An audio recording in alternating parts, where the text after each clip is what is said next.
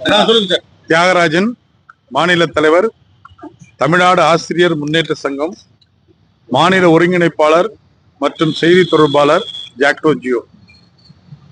தற்பொழுது தமிழ்நாடு முழுக்க மக்கள் தொகை கணக்கெடுப்பு பணி நடைபெற்று வருகிறது. இந்த பணியில தமிழ்நாடு முழுக்க தொடக்க கல்வித்துறையிலிருந்து பள்ளி கல்வித்துறை வரை பணியாற்றக்கூடிய ஆசிரியர்களை 90% மேல பயன்படுத்தி கொண்டிருக்கிறார்கள். குறிப்பாக 10ஆம் வகுப்பு 12ஆம் வகுப்பு மாணவர்களுடைய நலன் பாதிக்கப்படுகிறது என்று பலமுறை கோரிக்கை வைத்தும் கூட மாணவர் நலனை எல்லாம் பார்க்காமல், மாணவர் நலனை சிறிதும் கருத்தில் கொள்ளாமல் 12ஆம் வகுப்பு போதிக்கும் ஆசிரியர்களையும் 10ஆம் வகுப்பு போதிக்கக்கூடிய ஆசிரியர்களையும் இந்த மக்கள் தொகை கணக்கெடுப்பு பணியிலே ஈடுபடுத்தி வருகிறார்கள். இது சார்ந்த ஒரு நீதிமன்ற வழக்கும் மதுரையில பதிவு செய்யப்பட்டிருக்கிறது. தமிழ்நாடு முழுக்க பெரும்பாலான மாவட்டங்களில் 12ஆம் வகுப்பு எடுக்கக்கூடிய அந்த முதுகலை ஆசிரியர்களை பணியிலிருந்து விடுவிக்கிற சூழலில் செங்கல்பட்டு மாவட்டத்தில் மட்டும் பல்வேறு குளறுபடிகள் தொடர்ந்து நடைபெற்று வருகிறது.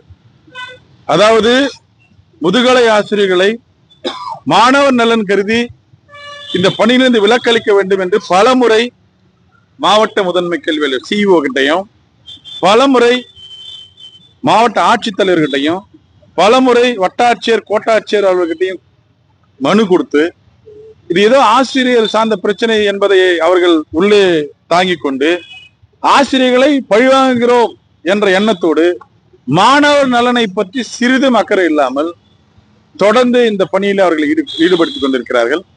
அதிலும் மிகப்பெரிய குளறுபடியாக ஒரு கேடர் வைஸ் போஸ்டிங் கூட போடல. யாரு சூப்பர்வைசரு, யார் கணக்கெடுப்பாளர், யார் என்ற அந்த அடிப்படையான ஒரு ஒரு ஒரு ஒரு கேட்டகரி வைஸ் கூட செங்கல்பட்டு மாவட்டத்தில் ஒதுக்கப்படல. பல குளறுபடிகள். இப்ப நான் ஒரு பொசிஷன்ல கலெக்டரு, அதுக்கப்புறம் டிஆர்ஓ, அப்புறம் ஆர்டிஓ, இதுல மாத்தி போட்டா அவங்க சும்மா இருப்பாங்களா? அவங்க பதவிக்கு ஏற்ற பொறுப்புகள் வழங்க வேண்டும் இல்லையா? அந்த குளறுபடியும் இருக்கு. எல்லாத்துக்கும் மேல ஒரு முதலிலே இதான் ரொம்ப முக்கியமானது. முதலிலே பணி ஒதுக்கீடு செய்யப்பட்ட பல முதுகலை ஆசிரியர்களுக்கு மாவட்ட முதன்மை கல்வி அலுவலர்கள் வேண்டும் என்று தனக்கு வேண்டப்பட்டவர்களுக்கு மட்டும் அது எதனால ரிலீவ் பண்ணாங்க, என்ன காரணம் தெரியல. என்ன அவங்களுக்கு வேற எதனா உடல் உபாதையா, இல்ல வேற எதனா நோய்வாய்ப்பட்டிருக்கிறாங்களா? கிட்டத்தட்ட 50 ஆசிரியர்களுக்கு மேல விலக்களிச்சிருக்காங்க. அப்படி விலக்களிக்கிற சூழல்ல தொடர்ந்து முதுகலை ஆசிரியர்களும் அவர்களுக்கு விலக்களித்தால் போல எங்களுக்கும் அளிக்க வேண்டும் என்று ஒரு கோரிக்கை வைக்கிறாங்க. அந்த கோரிக்கை முற்றிலுமாக சிஇஓ நிராகரிக்கிறாங்க, ஆர்டிஓ நிராகரிக்கிறாரு. அதை தொடர்ந்து தாசில்தார் நிராகரிச்சு இப்ப வராதவங்களுக்கு ஷோகேஸ் நோட்டீஸ் கொடுக்குறாங்க. இது அவர்களுடைய கோரிக்கை என்பது ஒரு நியாயமான கோரிக்கை. அந்த நியாயமான கோரிக்கை உள்வாங்காம ஆசிரியர்கிட்ட பாகுபாடு காட்டும் விதமாக மாவட்ட முதன்மை கல்வி அலுவலர் தவறான புள்ளி விவரங்களை மாவட்ட ஆட்சித்தலைவர்களும் கொடுத்து, என்ன கொடுமைன்னா, முதுகலை ஆசிரியர்கள் இப்ப அரசோட எசென்சியலான ஒர்க்கு தான். நாங்க எல்லாரும் வேலை பார்க்கறதுக்கு தயாரா இருக்கிறோம். 10வது இருக்கக்கூடிய ஆசிரியர்கள்லாம் இன்னைக்கு எவ்வளவு சிரமப்பட்டு அந்த பணியை செஞ்சுட்டு இருக்காங்க. மாணவர் நலன் முடிஞ்சு போச்சு. பப்ளிக் ரிசல்ட் வரும்போது தான் கவர்மெண்ட் ஸ்கூலை பத்தி என்னென்ன விமர்சனம் வரும்னு உங்களுக்கு தெரியும். ஏற்கனவே 28வது இடத்துல இருந்த செங்கல்பட்டு மாவட்டம் இன்னைக்கு 31வது இடத்துக்கு போயிருக்கு. இப்ப இதெல்லாம் யார் பார்க்க போறாங்கன்னு எங்களுக்கு தெரியல. அதனால மாணவர் நலன் கருதி ஒரு கோரிக்கை வச்சோம். சங்கங்கள் கூட தொடர்ந்து வச்சோம். என்ன இதுல முக்கியமான பிரச்சனை? ஷார்டேஜா இருக்கு, வேற வழி இல்லைன்னும் போது கடைசியா முதுகலை ஆசிரியர்களை எடுத்திருக்காங்க. முதுகலை ஆசிரியர் இருக்கும்போது ஒரு பள்ளியில நியாயத்தை சொல்லுங்க. ஒரு பள்ளியில ஒரு பாடத்துக்கு 3 ஆசிரியர் இருக்காங்க, ஒரு பள்ளியில ஒரு பாடத்துக்கு 2 ஆசிரியர் இருக்காங்க. அந்த ஆசிரியர்களை எடுத்தா கூட மீதி இருக்கிற 2 ஆசிரியர்கள் அந்த மாணவர்களை பார்த்துப்பாங்க. மீதி இருக்கிற 2 பள்ளியில இருந்து ஒரு ஆசிரியர் பார்த்துப்பாங்க. இதைத்தான் நாங்க பலமுறை வலியுறுத்துறோம். மாணவர் நலன் பாதிக்கப்படுது. அப்படி இருக்கிற பள்ளிகள் எல்லாம் விட்டுட்டு, அதை விட டேட்டா வேற எங்க வேணும் விட்டுட்டு, ஒரே ஒரு ஆசிரியர், ஒரு கெமிஸ்ட்ரினா ஒரு வாத்தியார், பிசிக்ஸ்னா ஒரு வாத்தியார் அப்படின்னு சொல்லி அரசு மேல்நிலை பள்ளி கோவிலம்பாக்கம் என்ற ஒரு பள்ளி, இந்த பள்ளியில இருக்கக்கூடிய 60 வாத்தியார்ல பிளைண்ட் வாத்தியார், அதாவது பார்வை குறைபாடு இந்த 4 வாதியர்களை தவிர, தலைமை ஆசிரியரை தவிர மீதி அத்தனை பேருக்கு இந்த பணி ஒதுக்கீடு செய்தா அந்த பள்ளியோட நிலை என்ன ஆகுறது, மாணவரோட நிலை என்ன ஆகுறது? நாங்க என்ன தொடர்ந்து இந்த நிர்வாகத்துக்கிட்ட கேட்டோம்னா, ஒருவேளை உங்களுக்கு தவிர்க்க முடியாத சூழல் ஏற்பட்டா 3 பேர் ஒரு சப்ஜெக்ட் இருக்கிற ஸ்கூல்ல இருந்து எடுத்து போடுங்க, 2 பேர் இருக்கிறத எடுத்து போடுங்க, இதுல என்ன தவறு இருக்கு? அப்ப மாணவர் நலனும் பாதிக்கப்படாது. அதையெல்லாம் காதுல வாங்காம நாங்க போட்டதுதான் என்ற அடிப்படை மாணவன் நலனை துச்சமாக மதிக்கிறது இந்த துறை. மாணவ நலன் தான் முக்கியம். இப்ப பாருங்க, ஒரு மாசம் இந்த மாசம் ஃபுல்லா இந்த பணி, பிப்ரவரி மாசம் ஃபுல்லா பிராக்டிகல் நடக்கிற நேரத்துல இந்த பணி, எல்லா வாத்தியாரும் போயிட்டா அந்த மாணவரோட கதி என்ன? பக்கத்துல இருக்கிற பள்ளியில 3 வாத்தியார் நடத்துறாங்க கெமிஸ்ட்ரிக்கு, ஆனா இந்த பள்ளியில வாத்தியாரே இல்ல, அதுவும் ஆண்கள் பெண்கள் படிக்கிற பள்ளி. இதை நாங்க தொடர்ந்து வலியுறுத்தியும் இதை ஏற்காத ஆசிரியர்களுக்கு மிரட்டும் விதமாக பணியாணை வழங்குவது என்பது ஏற்புடையதில்லை. இது கண்டனத்திற்குரியது. நாங்கள் எல்லாம் எசென்சியல் வேலையை பார்க்கலன்னு சொல்லல, பல பணிகளை அரசு ஆசிரியர்களா செய்திருக்கிறோம். பல விமர்சனங்கள் வந்தாலும் இந்த மாதிரி வேலைகளை தான் நாங்க பாக்குறோம். இந்த இடத்துல மாணவர்கள் பாதிக்கப்படுறாங்க. 60 பேர்ல 54 பேர் போயிட்டா அந்த பள்ளி என்ன ஆகுது? அதுவும் ஆண்கள் பெண்கள் படிக்கிற பள்ளி.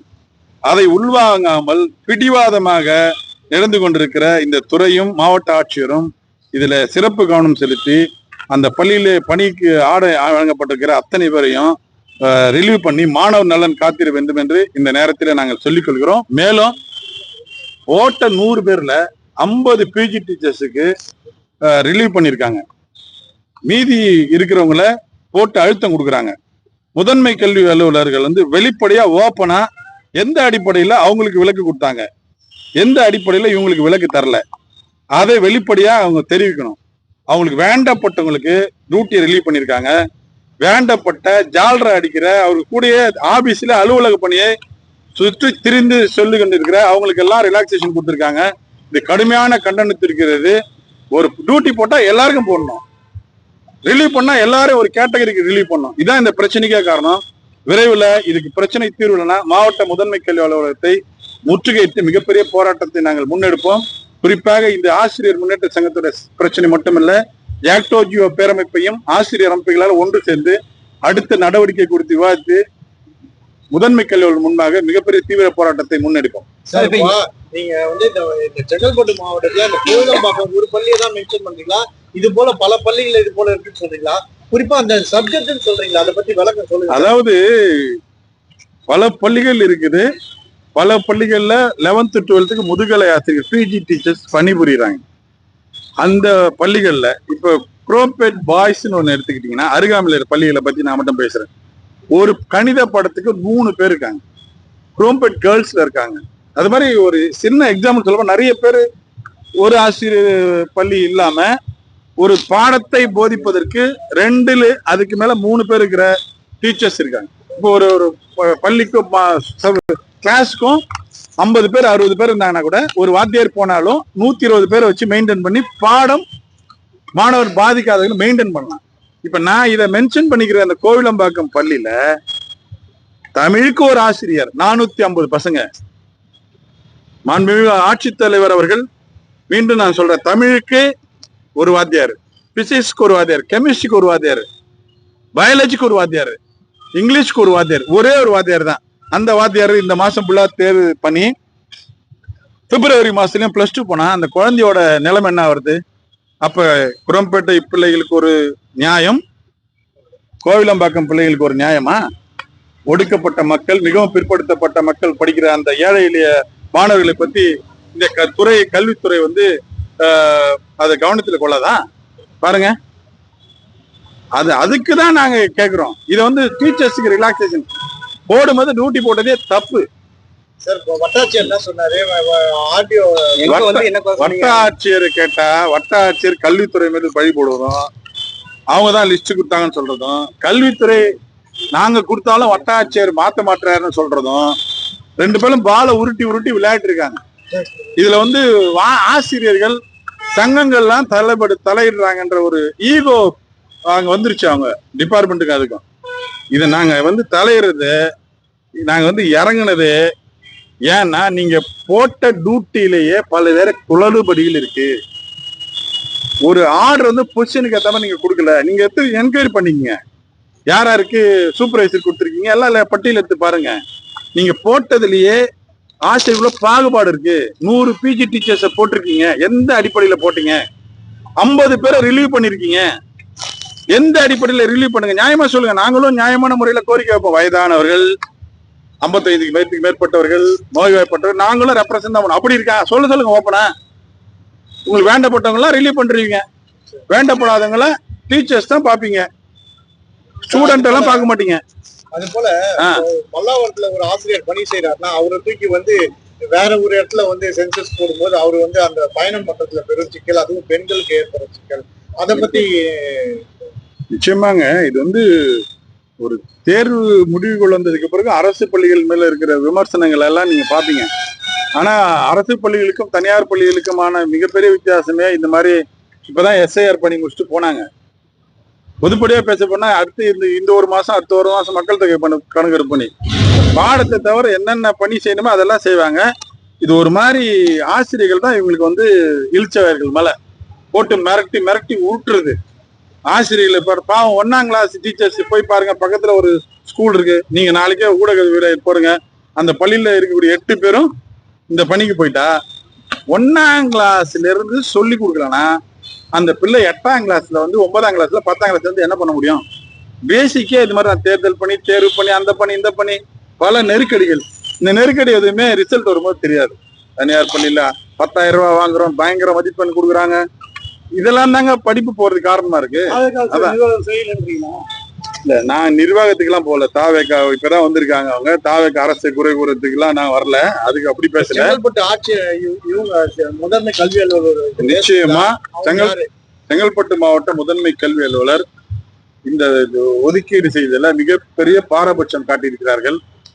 ஒதுக்கீடு செய்ததிலே பாரபட்சம், அவங்க ஒதுக்கீடு செய்து அவங்க ரிலாக்ஸேஷன் கொடுத்ததிலே பாரபட்சம். நாங்க எதை தான் பலமுறை சொன்னோம், நாங்க டீச்சர்ஸுக்காக பேசலை. ஒரே ஒரு வாத்தியார் தான் இருக்காங்க, அந்த பள்ளியில இருக்கிற அத்தனை பிஜி டீச்சர்ஸையும் போட்டாங்க. குழந்தைங்க நிலைமை என்ன ஆகுறது?